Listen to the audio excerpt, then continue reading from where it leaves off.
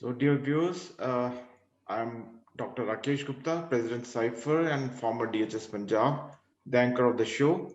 I welcome you all for this very special edition of Cypher Health News Channel. It coincides with the World Health Day, that is 7th of April 2021, and we feel honored to have with us Dr. Prakash Gupta is Director of Hillis Seksaria Institute for Public Health, Navi Mumbai, for an informal talk. So, welcome, sir. Thank So, you. Thank you very much. thank you, sir. And Dr. Prakash C. Gupta is Director of Hillis Seksaria Institute for Public Health, Navi Mumbai. He has a Doctor of Science degree in epidemiology in 1975 from the Johns Hopkins University, USA, and a Master of Science Statistics in 1965 from the Bombay University. He was the Takemi Fellow 1984-85 at the Harvard School of Public Health, USA, and a visiting scientist 1993-94 at the International Agency for Research on Cancer, Lyon, France. He is a visiting scientist at the Harvard T.N. Chan School of Public Health, Boston, and an adjunct professor of epidemiology and biostatistics at the Arnold School of Public Health, University of South Carolina, USA. He was a senior research scientist at the Tata Institute of Fundamental Research, and which he joined on October 1, 1966, and an honorary consultant at the Tata Memorial Center, Mumbai, until July 31st, 2004. He has published hundreds of research papers in peer-reviewed journals, edited many reports and journal issues, and has contributed to a number of monographs, proceedings, and books. He has received several awards, including Luther Terry Award from the American Cancer Institute in August 2003 for an outstanding research contribution, and Tobacco Free World Award from the Director General, WHO Geneva, on May 31st, 1999 for his outstanding contribution to public health. He was the president of the 14th World Conference on Tobacco Health held during March 2009 in Mumbai, and also of 4 national conferences on tobacco health held in Mumbai during the period 2006 to 2019. So welcome you, sir, for this informal talk. So I'll just like to know that about your early childhood and your parents. Okay, thank you. Thank you, Rakesh, for that generous introduction. My early childhood was spent in Indore. I was born there. I had my schooling and my high school and college over there. My father was a school teacher, and he didn't have lots of degrees, but of course he was very well read. Mother was a housewife, complete house, managing the entire house. Everything in the house happened with her knowledge and permission. And father the family laid great value on education. And that got inculcated in all of us, that how much valuable is good education, good learning is. So I think that that was the most, I think, important prime kind of values that I received, especially from my father. And from my mother, she was religious. So father was also religious, but mother knew lots of scriptures, cultures, all the Sanskrit stutis, and used to take, as a small child, take us to sort of pravachans of saints and sadhus used to visit home. So that kind of cultural milieu, I grew up until my graduation, that is BSc in statistics. And then I shifted to Mumbai because there was no master's available in Indore in statistics, and that happened to be the topic subject on which I got maximum marks in the university. So I came to Mumbai and I did my master's in statistics from Mumbai. So I think we can see the sanskar you have got from your parents. So since my interaction with you is for almost 10 years now, and I can actually see all the sanskars. So sir, and your education as a public health specialist and your journey in public health specialist, we'd like to know. Okay, thanks. So as I said, I finished my master's degree in uh, Bombay University. And for a short while, in fact, less than 1 year, I was teaching in a college statistics. And then over 2 academic years, 10 months or so. And I realized very soon during that time that teaching is not my forte. I mean, that's not something that I enjoyed very much because we were repeating the same thing. And repeating same thing second time was boring enough. So I thought for too many times how uninteresting it would be. So I was looking, and it so happened that there was a project that was starting in the Tata Institute of Fundamental Research on, or it was called Oral Cancer Research Project. They had advertised for a statistician, and just looking at the statistician, I applied. It was very clearly a temporary post because of a temporary nature of the NIH funded project. But I was young, I thought that it's okay. Let me get into and see what it is. And as you know, most people at that time were looking for permanent jobs. So I didn't think they had several applications, but not too many. And I got it. I was topper in the university in masters, so that was, I think, helpful. Plus the interview. So I got that job as a statistician in oral cancer research project in '66. When I joined, I realized they were all dentists. Other than me as a statistician, everybody was a dentist. The principal investigator, our consultant Danish professor, and all the persons who were recruited in the projects were dentists. Interestingly, none had any idea what I was supposed to do. I was recruited, but really had nothing to do in the project in the initial couple of weeks at least. And then I found, of course, work for myself. I mean, I saw that they were going to use questionnaires for survey, and I modified the questionnaire, draft questionnaires that were there, and got into all kinds of discussion. And then I realized that more than my knowledge of statistics and multivariate analysis and all that, what was most useful was my observation as a child in Indore on my pan shops. How tobacco and pan are being sold, what are the ingredients, and how people are approaching them, and giving their orders, and all those kind of observations were more useful in designing the questionnaire and conducting first studies. So with that, there was then very early in October itself, there was a pilot study. Not even a pilot study, they call it pre-test of a questionnaire and oral examination procedures of dentist. About 300 persons were examined in villages near Pune district, in the Pune district. And all those questionnaires were brought in, and there was a weekend, and I was given the task of giving the analysis and result on Monday. So that was quite a task, but I was asked we couldn't take anybody's help anyway. So we practically did a assembly line operation, trained everybody, and got the tables, got the basic results, got the tables, and then presented it to the group.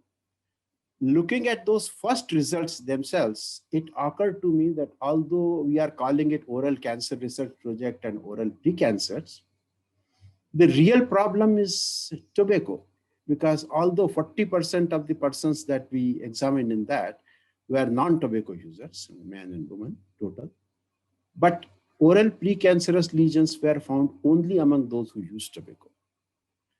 And this was a result that kind of struck me. And then when the survey expanded, we had pilot surveys, and then we had large cross-sectional surveys of 50,000 persons in 5 different districts of India by our dentist. And the results, and we published all those results, and results were same, that we found all kinds of oral precancerous changes and even oral cancer cases among those who used tobacco, but the large proportion of people who do not use tobacco did not show any oral abnormality. Then we went for cohort study. We followed up 30,000 of individuals in 3 districts of India, all in rural areas, for 10 years with annual examination. And we had the same kind of results. New lesions developed only among those who had tobacco habits. And meanwhile, I also understood that what I knew, statistics is one thing, but what I need to now know is epidemiology. And I got a chance to attend a 2-week course in cancer epidemiology conducted by International Agency for Research on Cancer in Singapore. And that gave me more appetite for learning epidemiology. And then I got a chance to go for doctorate at Johns Hopkins. And fortunately, I was able to complete my doctorate at Johns Hopkins in about the minimum time. They said it was possible in 3 years. I completed. And then I came back because my boss has kept the job for me. If you come back, you will get it. And at that time, you know, Rakesh, everybody who was in US, students and others, their sole biggest objective was to remain in the US, to get a job and remain in the US. So everybody was thought that I was a kind of a crack or something was wrong with my brain, that I was saying that I was coming back to India after getting my doctorate. And especially when nobody in the school or my department was asking me to go back. They were all very, very happy with me, with my work and my performance and everything. But then I always thought, and I gave this response to everybody, that, you know, if I remain in the US, whatever I do, I can still do, I will do a lot. But whatever I will do will be done by others, can be done by others, and perhaps in a better way, not in a worse way. But if I go back to India, whatever I will do in India probably will not be done by others at that time. You know, there was no training in public epidemiology or even much training in public health. So that was the reason I returned to India in 75 and continued with this work on oral precancerous lesions, their follow-up. And after all these results, again, I realized that since precancerous lesions are developing only among individuals that are having tobacco use, why not do an intervention study? That if we can help people, educate people to stop their tobacco use, would the incidence of precancerous lesion go down among those people? Because that will be the litmus test for prevention. Fortunately, we were able to start that study. And for educating people, we even prepared a documentary film and on tobacco habits in oral cancer. That documentary film got a national award also of the best educational film and was shown everywhere. And with the help of that film, plus the entire system of behavioral intervention, when Dr. Meera Aghi, whom you all know very well, joined me and our group at that time and helped in behavioral intervention process. And then after 10 years, again, we realized that among those, those who stopped tobacco use, there was no development of precancerous lesions. And of course, with my epidemiology training, I understood that we must have a control cohort, you know, for comparison. And I think the idea that worked extremely well in academic circle was to use my earlier cohort as a control cohort, because that methodology and everything was same. Populations were very similar in the same rural areas, but there was no planned intervention, behavioral intervention in that. And the second cohort, there was a planned behavioral intervention. So we could compare the two cohorts and show the differences in the incidence rate of occurrence of new lesions. So that was kind of my first 20 years of my life spent, 20, 25 years in cohort study and publishing those results. So the life in public health, first as a statistician, then as an epidemiologist, then as a public health specialist, it has been very motivating and I think extremely useful to all of us.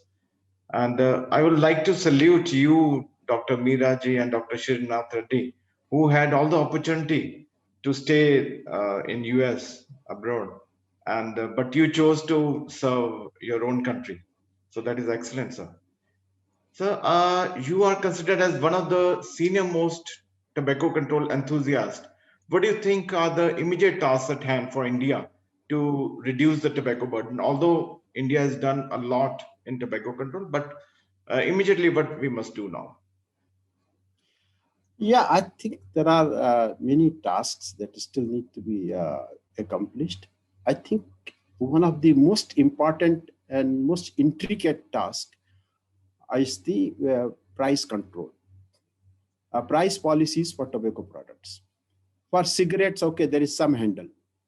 But for other tobacco products, especially BDs and smokeless tobacco products, we really don't have a good handle on price policy as yet. For the simple reason that all the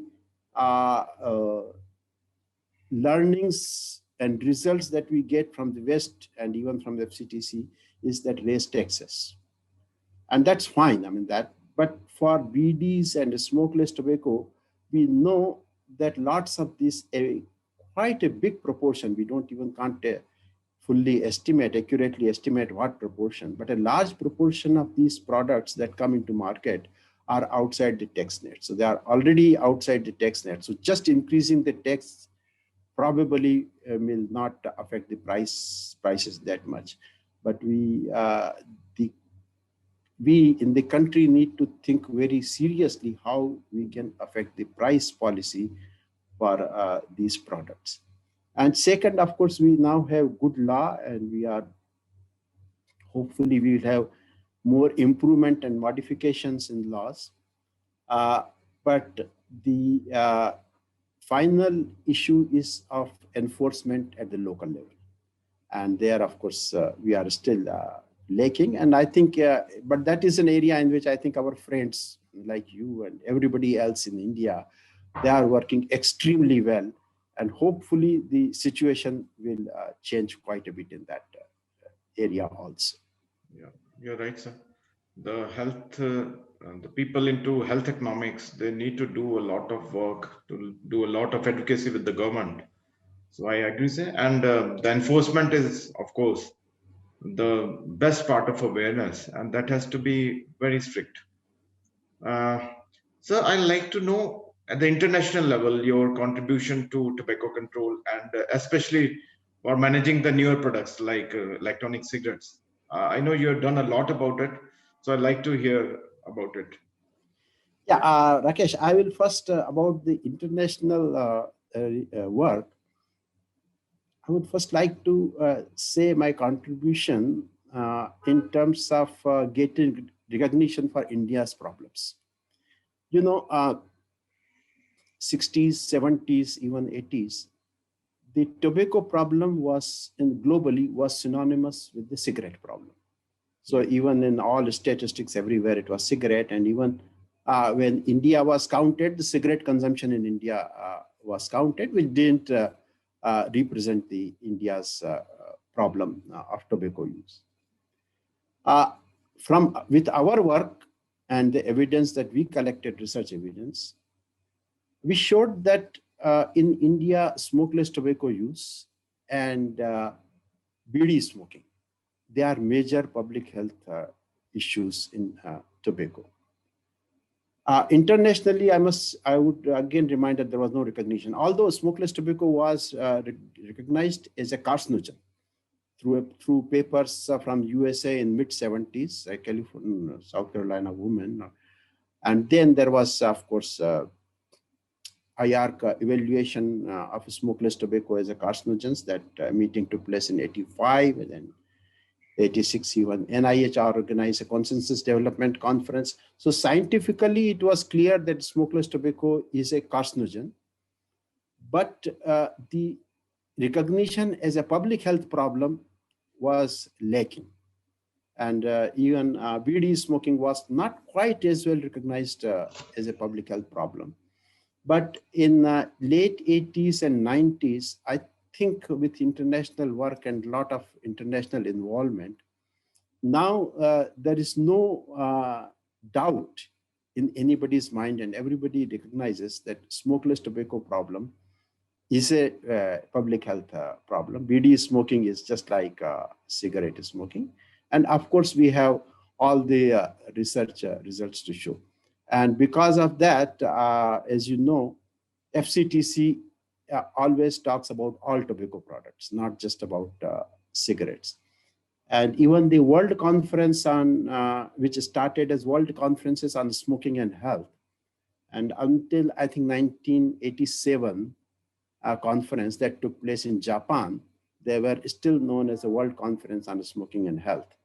And then I argued that they should be called World Conference on Tobacco or Health. And from Australian conference, name was changed to World Conference on Tobacco or Health. So I think those are the kind of contributions that I'm really very happy about. And about electronic cigarettes, yes, I think newer products I have been watchful of newer products for quite a long time, because tobacco industry has been experimenting with lots and lots of different products in the USA. And with the help of colleagues and friends in the USA, we have been learning about all these products and attempts to market them in a specialized situation.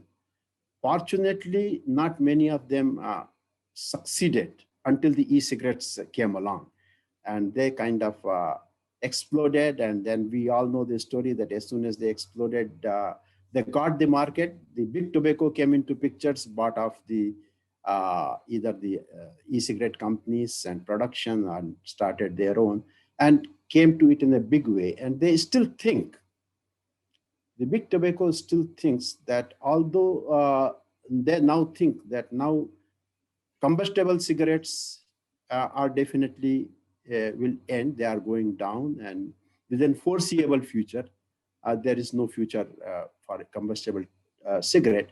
But they are trying their best to replace combustible cigarette with electronic cigarette, so that their market, their profits, and nicotine addiction remains the same in the population. We in India, fortunately, recognized it very early on. And I must say that even after recognition, it was quite a bit of uphill struggle to get it banned, as it happened through ordinance in September 2019, and then through an act of parliament. It was quite an uphill struggle, as I think most workers in India know. But finally, we are all very happy that through all the collective efforts, these products, HNB and electronic cigarettes, have been fully banned in India. So thank you, sir. It is nice to know your contribution at the international level, especially renaming of the world conferences from smoking to tobacco. So that is excellent, sir. And your contribution to electronic cigarettes. But I may add that it was in Punjab. The end of ends actually started maybe in Punjab with our notification. And you know that our principal secretary at that time, Madam Vinnie Mahajan, and our commissioner FDA, Mr. Hussain Lal, they were very supportive in the efforts. It started from Punjab, and then you know that maybe 13, 14 states, they banned it. And then with all the efforts of stalwarts like you, Meera ji, Dr. Srinath Reddy, Dr. Pankaj Chaturvedi, and our legal people like Ranjit. So it all helped in the ordinance, and then ultimately that. So you are very right. Punjab has been quite a leader in terms of tobacco control, in terms of smoking control, recognizing nicotine as a poison. So Yeah. in many of these things, Punjab has been quite a leader in India. It has already influenced, and hopefully it will keep on influencing other states also to act and going ahead of center's directive. So Yes, that's sir. very Luckily, important. actually, the principal secretary at that time, Madam Vinnie Mahajan, now she's chief secretary of Punjab, Mhm. Okay. and she is very passionate about public health and in COVID also. So she's trying to do a lot in this COVID Yeah. pandemic. So let me tell you one more thing Yeah. about our capacity building in public health, mostly in advocacy. We started with behavioral intervention in way back in 70s and continued in 80s, but had no idea how to do advocacy for change of policy. Yeah. That was not a topic at all. I mean, no training, no even ideas that were discussed. But 91, I think I got appointment as a honorary appointment as a chairperson for Tobacco and Cancer Committee of the International Union Against Cancer. And this committee was full of world-class tobacco control advocates from all the regions of the world. I was for the South SARC region, basically. And then I realized the importance of advocacy, how the advocacy should be done, can be done, how it will change the policy and influence the public health. So with that, then I organized first advocacy training meetings, workshops in India using these very effective, this first really group of international public health advocates, brought them to India and did that. And fortunately, it got further support and it got accelerated in sort of 2000, in early part of this century, when we could get the founder and presidents of the Advocacy Institute in Washington, who were very influential in tobacco control policies in the USA, architect of this master settlement agreement and all that, to come to India and train us for 1 week. I was able to get people from those who were in tobacco control at that time from all parts of India, and get that very important training. And everybody, those who were part of that training, even remember that even now, and it continued also. It was not just one-time activity. The follow-up was there. And that really gave rise to a kind of advocacy for tobacco control in India. And that is, I think, that has such an effect that is still continuing in a very big way, taken over by people like you and many others, and advancing it in a very significant manner. So I'm very, very glad about this particular aspect, that although I'm a scientist, basically a research scientist, but I've helped a lot in terms of advancing the public health advocacy on tobacco control in India. Yes, sir. You're right, sir. And I must add the name of Dr. Rana J. Singh, who now he is a deputy regional director in the union. He has also done a lot in capacity building of public health specialists, especially into tobacco control. And very silently, they're doing a good work. In And fact, I would also like to mention the bureaucracy at the center level also.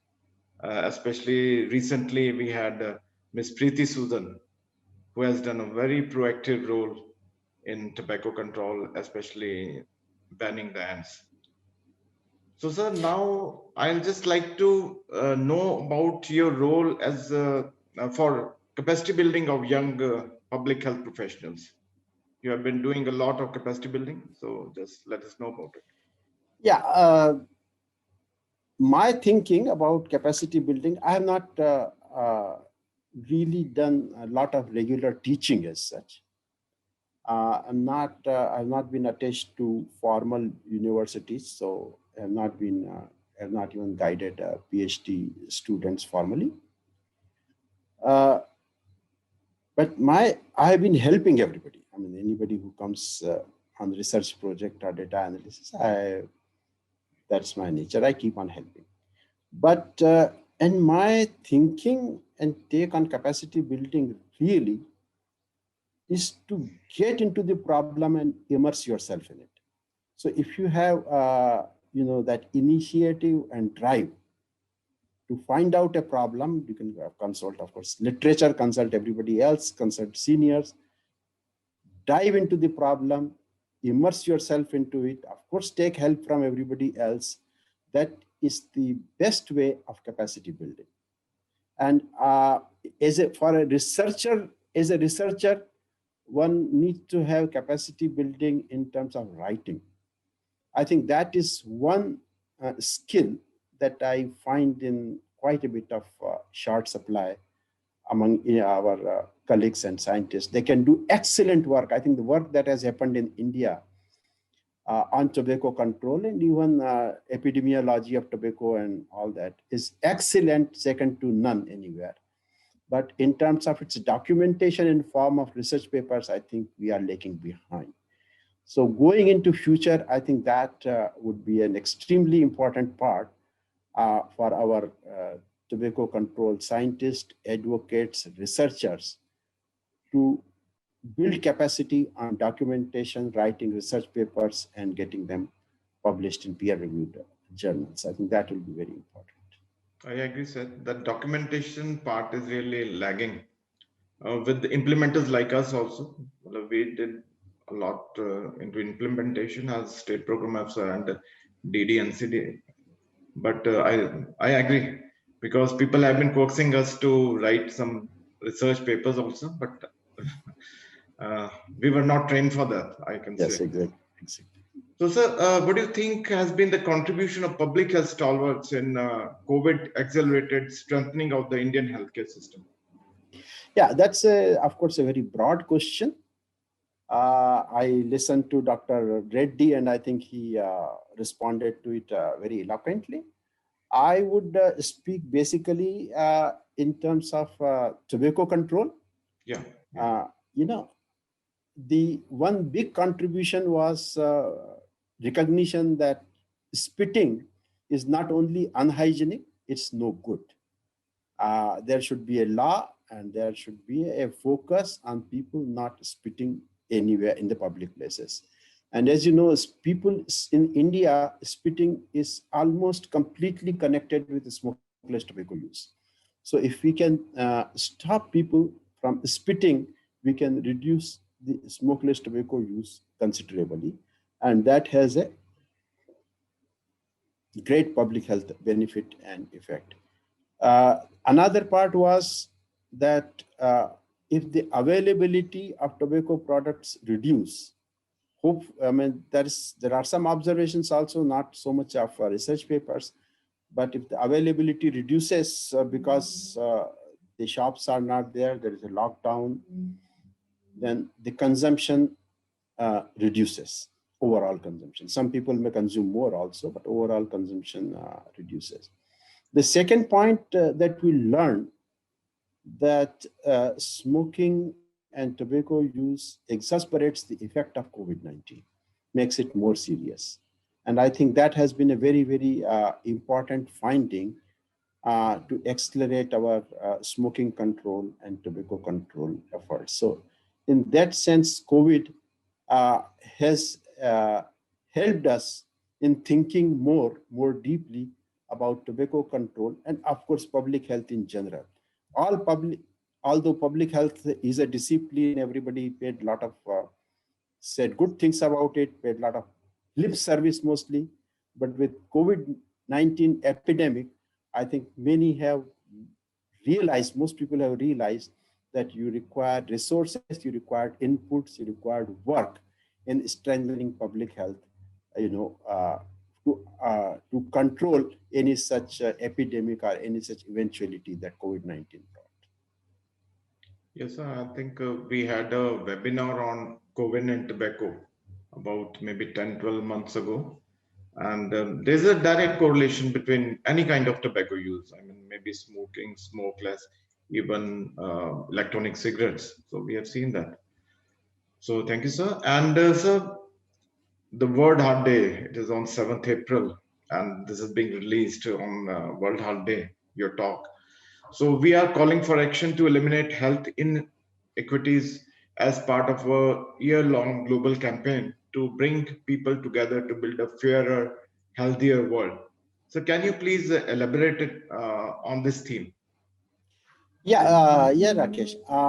The inequities in health, they are major problem and they are major focus also practically now everywhere, at many places everywhere. And in India, there should be a special focus because people, our population, which is less privileged in all sides, is suffering more.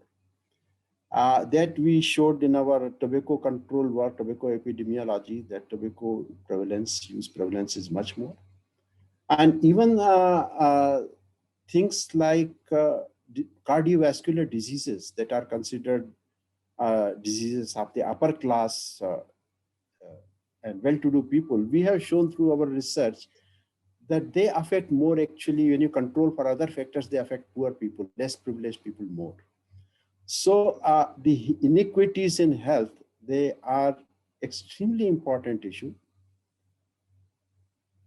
Among other things, tobacco also plays a very important part in exacerbating that inequity.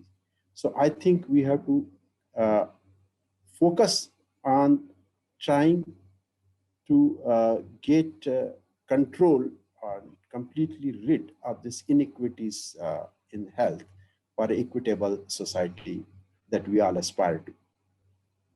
Right, sir. This is a very crisp and good message on World Health Day. And so now we'd like to know about your family and some glimpses about your personal life. Because I met ma'am also, so so I She's like to not here. listen about the family. Yeah. Well, first thing, my wife is a master's in home science and has been managing home and house all the time. And she has not complained, but she has remarked more than once that at the occasions when family has to be there, very, very important occasions in the family, I have been away for some work in research and some tobacco control. And in fact, she always reminds everybody, in family and others, that I even left my marriage reception and went to a field trip to Kerala along with Dr. Agi. So that is a kind of commitment, she said, I have to family life. Like, most important part, as we all know in India, is college admissions, of children when they complete their high school and all that. And at both times, I have two sons. And at both times of their college admission time, I was not present at home. I was not at home, and she handled everything by herself. So she has been a great strength in terms of enabling me to do all the work that I have done. And very cheerfully, and no problem, no complaints at all. And I have two sons. One older one is in the USA. He got trained as a computer scientist. In fact, I was also interested in software and computer, having learned Fortran way back in early in 60s. But by the time I think he was 16 or so, 15, 16, 17, he went ahead of me in terms of knowledge of IT and instructions on IT. And since then, he is directing my IT life, all my phones, laptops and software and apps, all that he's advising on that. And he works as a cybersecurity consultant with Ernst & Young, lives in the USA. And my other son, he went into a great social kind of work, initial years in college years. And that influenced him a lot. He went into he worked for an international NGO that helps placing students for interns in different countries, other countries. And he worked as a volunteer in that country for about 4 or 5 years, rising from local Mumbai chapter up to international committee that was placed in Rotterdam. And I think that influenced his way of thinking, and it's quite a lot. He did his master's, and now recently he has completed his MBA from INSEAD. He lives in Singapore. And getting interested into culture and religion and everything is, we have a huge cupboard full of books that are his collections. He has read, bought and read all those. So that is the kind of family we have right now. Of course, 2 of us are here. Our children and grandchildren are away. It's nice to learn about your family, and I must say that ma'am is behind your success. Thank you. Yes, that's correct. And finally, sir, your message for the young budding public health specialists. Yeah, my message is that I'm a researcher. So my emphasis always, my focus is on being accurate. So whatever you do, please be accurate. Be not only sincere about it, but be accurate in whatever you say, whatever you write, and whatever you do. Because there are a lot of temptations in exaggerating or underplaying, but it's very important to be accurate. And then I'm sure you will rise. You will rise in your life very much.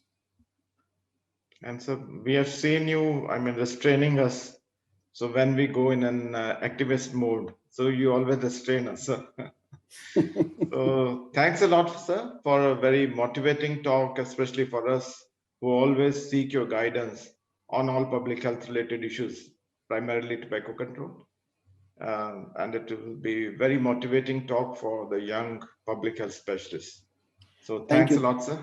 Thank you. Thank you very much, Rakesh. And I must say that you are no longer a very young person, but the way you have been working, and you are still working and motivating everybody else to do excellent work, that is itself exemplary.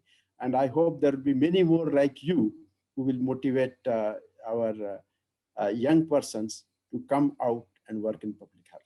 So thanks a lot, sir. We get all kind of energy from you people, sir. Thank you. So thanks a lot. And now we'll have the latest health news from Dr. Nidhi Jaswal, who is project officer in Department of Community Medicine, School of Public Health, PGI-MEA. So sure. Thanks a lot. Thank you. Okay, sure. Hello and greetings to all. I'm Dr. Nidhi Jaswal, and I'm hereby presenting you the Cypher Health News. PM Modi announced that India is at forefront of initiatives to prevent non-communicable diseases that seek to prevent NCDs and further wellness. His remarks came in response to the United Nations Institute for Training and Research, commending India's progress to reduce premature mortality from non-communicable diseases and seeking cooperation with the Indian government to promote lessons learned from implementation of the National Multi-Sectoral Action Plan for Prevention and Control of Common NCDs. Notify health policy for rare diseases by March 31, High Court asked Center direct setting up of R&D body. The Delhi High Court asked the center to finalize and notify the National Health Policy for Rare Diseases by 31st March 2021 and directed it to set up a national consortium for research, development, and therapeutics for such ailments.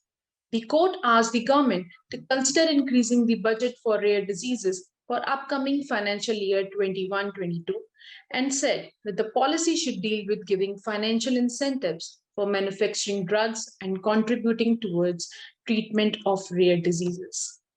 It said that the consortium should consist of Department of Biotechnology, Indian Council of Medical Research, Council of Scientific and Industrial Research, Drugs Controller General of India, and other related ministries and departments.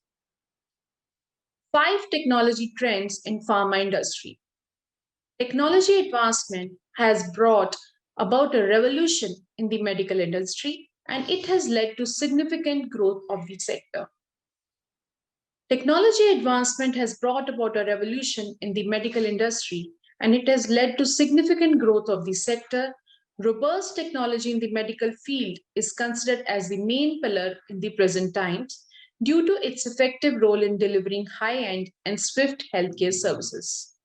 Pharma industry is all about discovering, developing, producing, and marketing pharmaceutical drugs for using them as medications to cure and vaccinate patients from various kinds of ailments.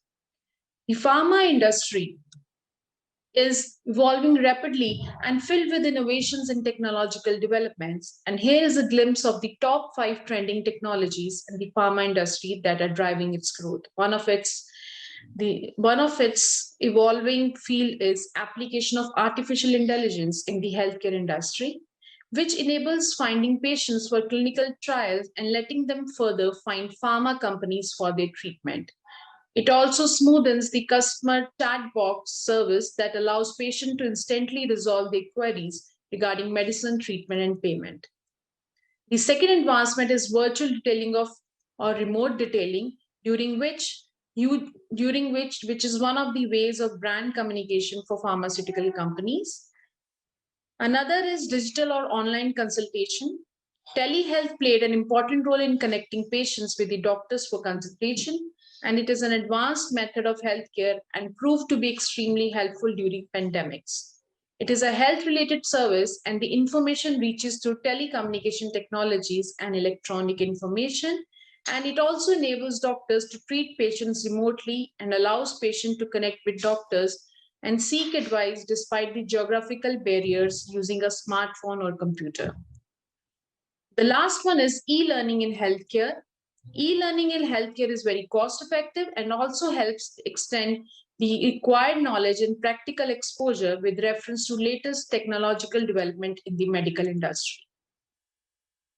Best practices to protect healthcare Internet of Things devices from cyber attacks.